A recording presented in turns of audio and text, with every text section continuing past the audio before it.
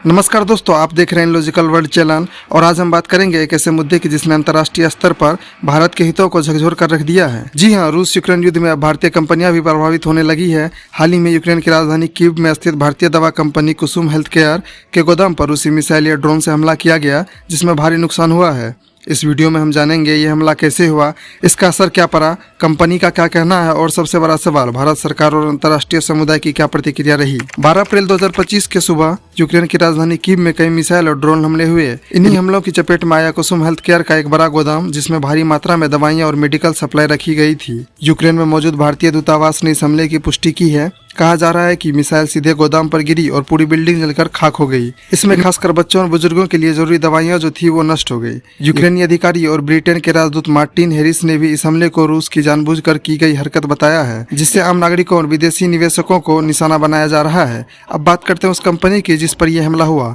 कुसुम health care Bharat की एक जानी मानी फार्मास्यूटिकल कंपनी है, जिसकी स्थापना 1997 में हुई थी। इसका हेडक्वार्टर दिल्ली में है। इसका एक बड़ा बाजार यूक्रेन और CIS देशों में भी है। यूक्रेन के सुमी शहर में इसका मैन्युफैक्चरिंग प्लांट भी है और कीव में गोदाम। कंपनी की सालाना आय लगभग 487.8 करोड़ है और यह भारत, नेपाल, वियतनाम, उज्बेकिस्तान और यूक्रेन समेत कुल 29 देशों में दवाइयां निर्यात करती है। कुसुम हेल्थ केयर की दवाइयां खासकर हृदय रोग, मधुमेह, बच्चों की बीमारियां और संक्रमणों के इलाज के इस्तेमाल में होती है। रूसी मिसाइल हमले का निशाना आमतौर पर यूक्रेनी सेना और सरकारी ठिकाने होते हैं, लेकिन कुसुम हेल्थ केयर जैसे गोदाम को निशाना बनाना एक रणनीतिक हमला था। विशेषज्ञ मानते हैं कि रूस अब ऐसे संस्थानों को निशाना बना रहा है जो आम लोगों की मदद कर रहे हैं, जैसे दवाइयां, बिजली संयंत्र और पानी की सप्लाई। इससे न सिर्फ यूक्रेन में मानवीय संकट गहराता है, बल्कि उन विदेशी कंपनियों के लिए भी खतरा पैदा होता है जो युद्ध के बावजूद यूक्रेन में काम कर रही है। अब सबसे अहम सवाल, भारत की क्या प्रतिक्रिया रही। अब तक भारत सरकार ने इस हमले पर कोई औपचारिक बयान नहीं दिया है। हालांकि यूक्रेन स्थित भारतीय दूतावास लगातार हालात पर नजर बनाए रखे हुए हैं और कंपनी के संपर्क में है। प्रधानमंत्री मोदी पहले ही यह कह चुके हैं कि भारत दोनों देशों से बातचीत के जरिए इस युद्ध को खत्म करने की अपील करता रहा है।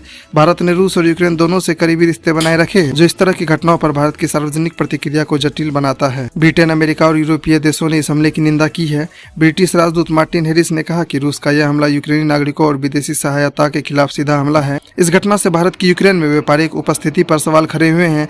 क्या भारतीय कंपनियां वहां निवेश करना जारी रखेगी? क्या भारत सरकार कोई विशेष सुरक्षा नीति बनाएगी? दोस्तों, रूस यूक्रेन युद्ध अब सिर्फ 2 देशों तक सीमित नहीं रहा, यह पूरी दुनिया पर असर डाल रहा है, चाहे वह अर्थव्यवस्था हो, वैश्विक शांति हो या फिर भारत जैसे तटस्थ देशों के व्यापारिक हित। इस हमले ने यह दिखा दिया है कि युद्ध में कोई भी सुरक्षित नहीं है, चाहे आप सैनिक हो या फिर व्यापारी। आपको क्या लगता है, क्या भारत को इस पर कड़ी प्रतिक्रिया देनी चाहिए? हमें कमेंट करके जरूर से बताएं। अगर आपको वीडियो जानकारीपूर्ण लगा हो तो लाइक करें, अपने दोस्तों के साथ शेयर करें और हमारे चैनल को सब्सक्राइब करना ना भूलें। मिलते हैं आपसे अगले वीडियो में किसी नए विषय के साथ। तब तक के लिए जय हिंद, जय भारत।